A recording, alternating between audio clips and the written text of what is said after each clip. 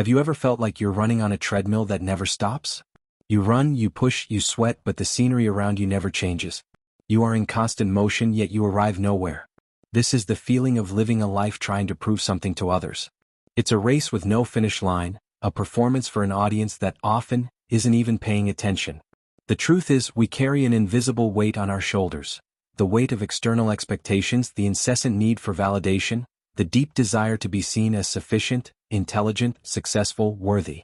But what if I told you that true freedom, the peace we so desperately seek, isn't found in winning this race, but in simply stepping off the treadmill? What if the tranquility of the soul begins the very moment you decide you no longer have to prove anything to anyone?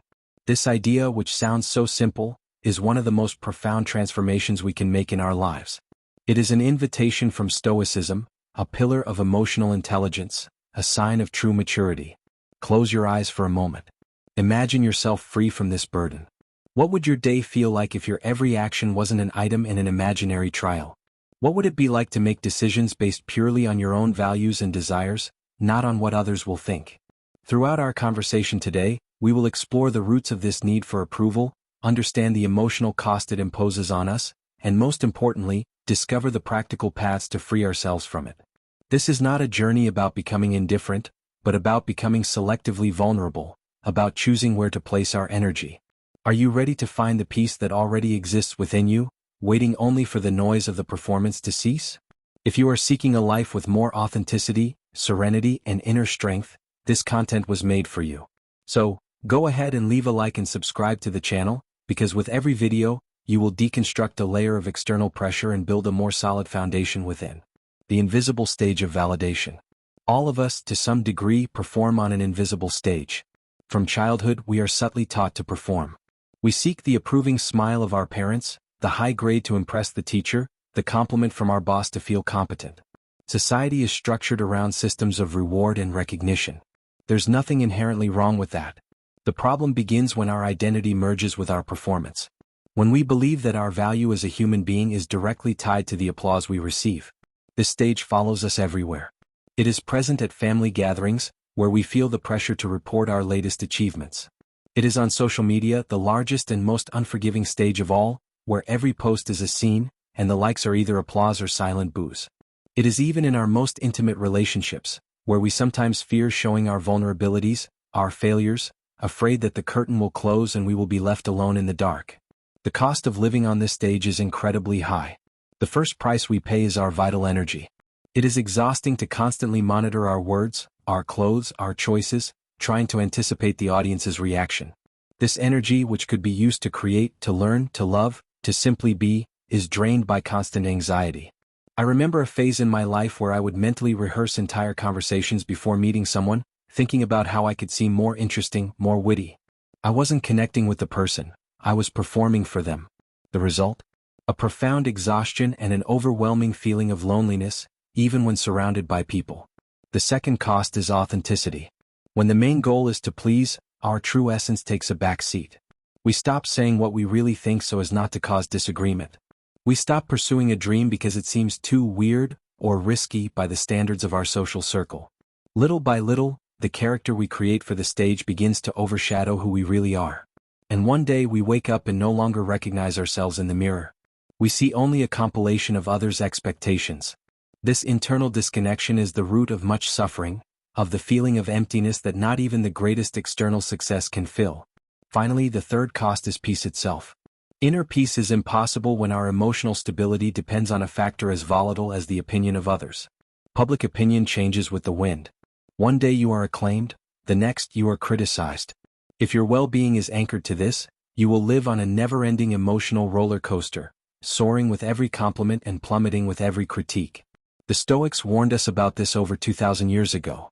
Epictetus said, "If you are pained by any external thing, it is not this thing that disturbs you, but your own judgment about it." True autonomy, true peace, lies in bringing our center of gravity back inside ourselves. Recognizing that we are on a stage is the first and perhaps most difficult step toward freedom. This isn't about blaming ourselves, but about understanding with compassion that we have been conditioned to act this way. The good news is that just as we learn to perform, we can learn to be authentic. We can consciously choose to step off the stage, not to hide, but to finally live our lives in the audience, as full and real participants in our own existence. Comparison, the fuel for the need to prove. If the need to prove something is the engine that keeps us running on the treadmill, then comparison is the high-octane fuel that powers it. It is almost impossible to feel the need to prove oneself in a vacuum. This need is born and strengthened when we look to the side. We see our neighbor's car, our coworker's vacation on Instagram, our friend's promotion, the seemingly perfect relationship of the couple we follow online. And then, a subtle but venomous voice whispers in our ear, "You are falling behind. You are not good enough. You need to do more, be more, have more." Comparison is a fraudulent game by its very nature for two main reasons. First, as Theodore Roosevelt famously said, comparison is the thief of joy. When we compare, we take someone else's best moment, a moment carefully selected and often edited, and contrast it with our own backstage, with our raw reality full of doubts, fears, and bad days. It is an unfair battle we are destined to lose before it even begins. The joy for our own achievement, however small, is immediately stolen by the sight of someone else's supposedly greater achievement. I have fallen into this trap countless times. I remember launching a project I had worked on for months, feeling immense pride. That feeling lasted perhaps a few hours until I logged onto a social media platform and saw someone in my field announce something that, in my mind, seemed much bigger and more impactful. Instantly, my pride turned to ash. My achievement, which was real and significant for my journey, felt small and insignificant. It took me time to realize that my journey is mine alone. My path has its own curves, its own challenges, and its own victories. Comparing it to someone else's is like trying to fit a key into a lock that isn't yours. It simply doesn't work. The second reason comparison is a fraudulent game is that it distracts us from our own purpose. All the energy spent looking at the neighbor's grass is energy we are not using to water our own. Instead of focusing on our skills, our values, our personal growth, we become obsessed with reaching the milestones that others have set. We adopt goals that are not our own, we chase definitions of success that do not resonate with our souls. And even if we eventually reach these goals, the feeling of satisfaction is fleeting, because it was never genuinely ours. Stoicism offers a powerful antidote to the poison of comparison. Focus on your own nature and your own path. Marcus Aurelius, the emperor philosopher, wrote in his Meditations for himself, "Waste no more time arguing about what a good man should be. Be one." The emphasis is on internal action, on the cultivation of one's own character, regardless of what others are doing. He invites us to ask ourselves, am I being the best version of myself today according to my own principles? This is the only comparison that matters. You today versus you yesterday. To start freeing yourself from the trap of comparison, you must practice awareness. When you catch yourself looking at someone else's life and feeling inadequate, stop. Take a deep breath. Remind yourself that you are only seeing a snapshot, a single frame from an entire film. Then bring the focus back to yourself. Practice gratitude. What do you have in your life right now for which you are grateful? Reasonable health, a roof over your head, a friend you can count on, a skill you have developed. Gratitude anchors you in the present and in your own reality, diminishing the power of comparison. Abandoning the habit of comparison does not happen overnight. It is a muscle that must be exercised. But every time you choose to focus on your own journey, every time you celebrate your own progress without looking to the side, you weaken the need to prove something. And in that space, peace begins to blossom. The Stoic wisdom: focus on character, not reputation.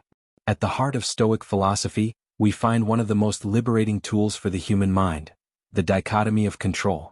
Epictetus, a former slave who became one of the most influential Stoic philosophers, taught that some things in life are under our control, while others are not. Under our control are our thoughts, our judgments, our actions, our character.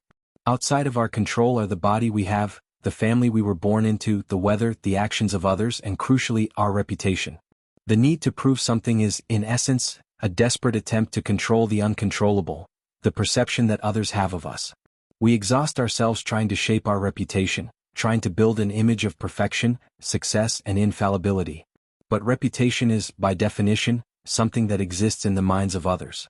It is fragile, inconsistent, and ultimately, it belongs to them, not to us. Trying to control it is like trying to hold water in your hands. It inevitably slips through your fingers. The Stoic then proposes a radical exchange. He invites us to shift our energy away from worrying about reputation, the external, the uncontrollable, and to focus it entirely on cultivating our character, the internal, the only domain we truly possess. Character is not what you appear to be, but who you really are, especially when no one is watching. It is your integrity, your honesty, your courage, your compassion, your discipline. Think of the profound peace this shift in focus can bring. If your goal is to have a good reputation, you will be perpetually anxious.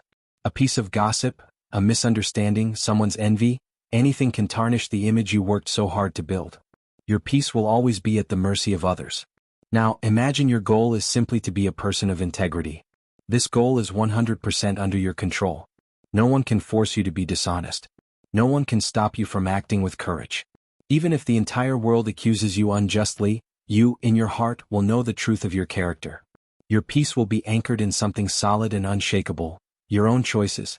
Seneca, another great Stoic and advisor to Emperor Nero, wrote extensively about this. He said that a wise man is more concerned with his conscience than with his reputation. Because conscience is the internal judge, the only one whose opinion truly matters in the long run. To live to prove something to others is to give them the power to be your judges. To live to cultivate your own character is to take that power back for yourself. This doesn't mean we should be careless or act in ways that purposefully harm others. A good character naturally leads to actions that tend to generate a good reputation as a byproduct. The crucial difference is in the intention.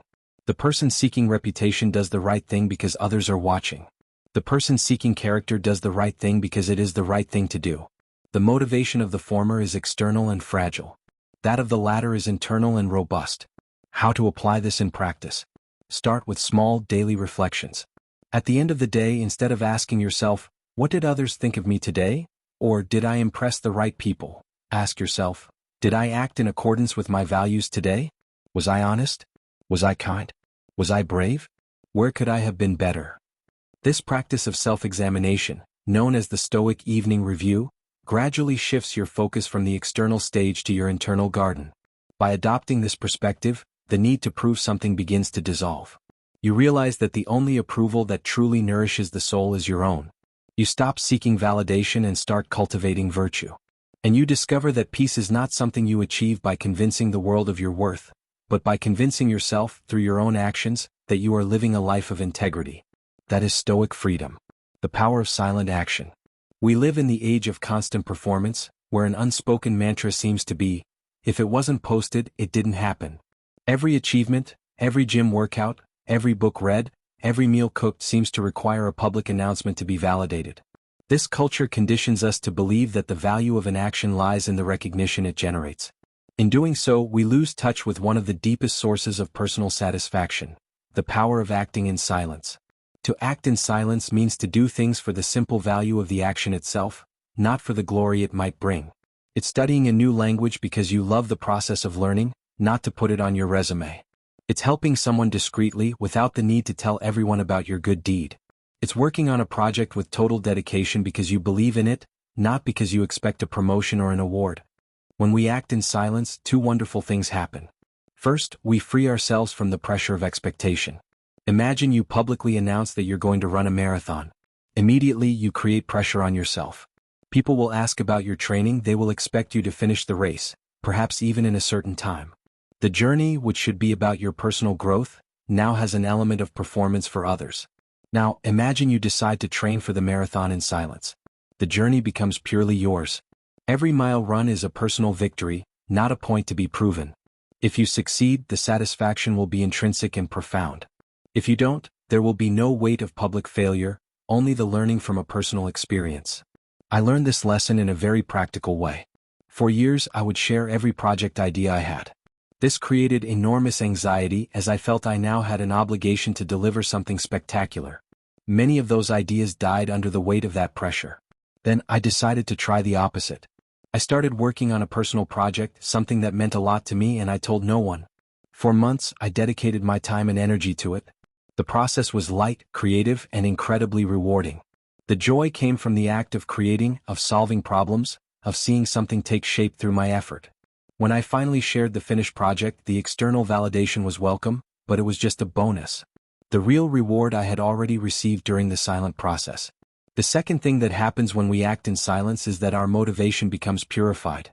The search for external validation can be a powerful motivator, but it is also unstable and often leads us to take shortcuts.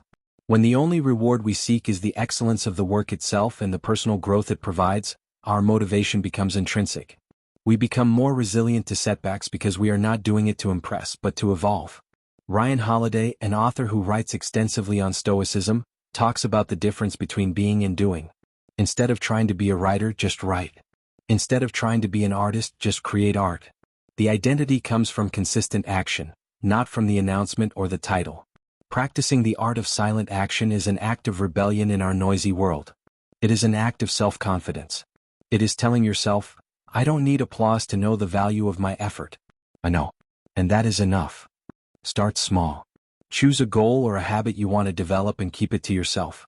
It could be learning to meditate, reading 10 pages of a book every day, or organizing a room in your house. Do it consistently in silence. Notice the feeling of peace and power that comes from being the sole spectator and judge of your own progress. By doing this, you are reconditioning your brain. You are teaching it that dopamine, the feeling of reward, can come from within, from the act of keeping a promise to yourself, and not just from a notification on your phone. You stop trying to prove that you are disciplined and simply become disciplined.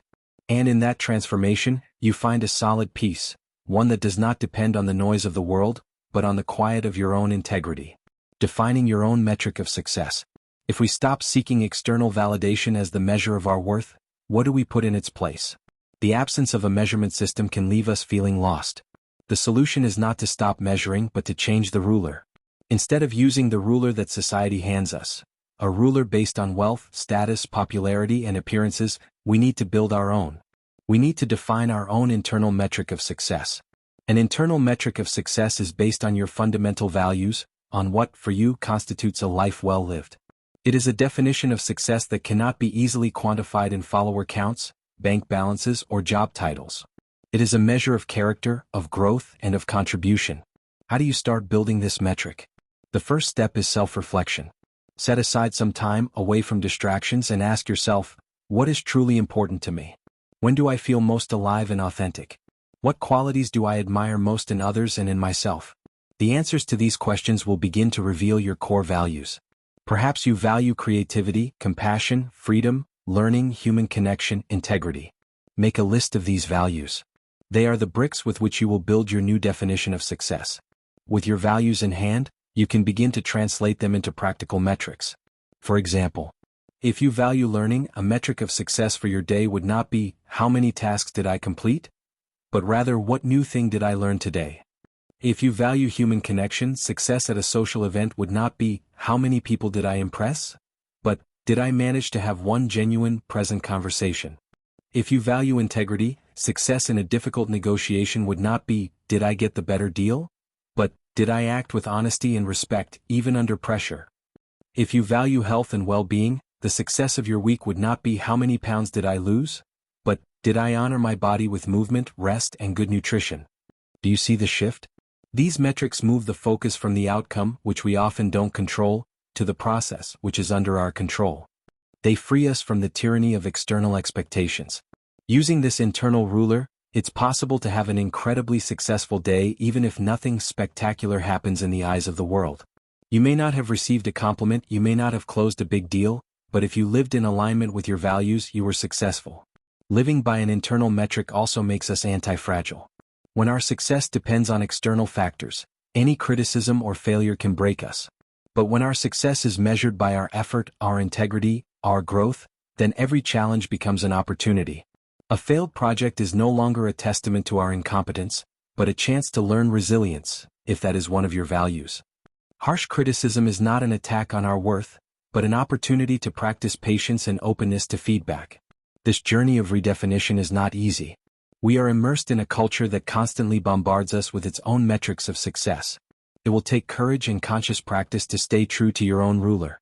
There will be days when the old need to prove something returns with force. In those moments, the key is self-compassion. Remind yourself of your values. Reread your definition of success. Reconnect with the why behind your choices. When you live according to your own metric, a sense of congruence and peace begins to permeate your life. You stop running someone else's race and start walking with purpose and presence on your own path. You no longer need to prove that you are successful because you feel, in every fiber of your being, that you are living a life of value. Your value. Peace as a consequence. Perhaps the greatest misconception about inner peace is seeing it as a goal to be achieved, a final destination reached after much struggle and effort. We try to find peace through meditation, spiritual retreats, or drastic life changes. And while these practices can be useful tools, they often fail if the fundamental structure of our lives, the relentless pursuit of validation, remains intact. The truth, as suggested by the title of our conversation, is that peace is not something you seek directly. Peace is a consequence. It is what remains when we remove what was disturbing it. Think of a lake with crystal clear water. Peace is the lake's natural state. What agitates it are the stones we throw into it. The stone of comparison, the stone of the need for approval, the stone of the fear of judgment. When we stop throwing these stones, the lake, on its own, returns to its state of calm and clarity. Peace is the silence that fills the space when the anxious voice screaming, "I need to prove my worth," finally falls quiet. It is the lightness we feel in our shoulders when we let go of the weight of others' expectations. It is the mental clarity that arises when our energy is no longer consumed by performances and strategies to please, but is instead directed toward living authentically.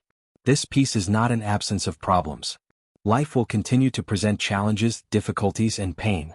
People will still criticize us, projects will still fail, losses will still occur.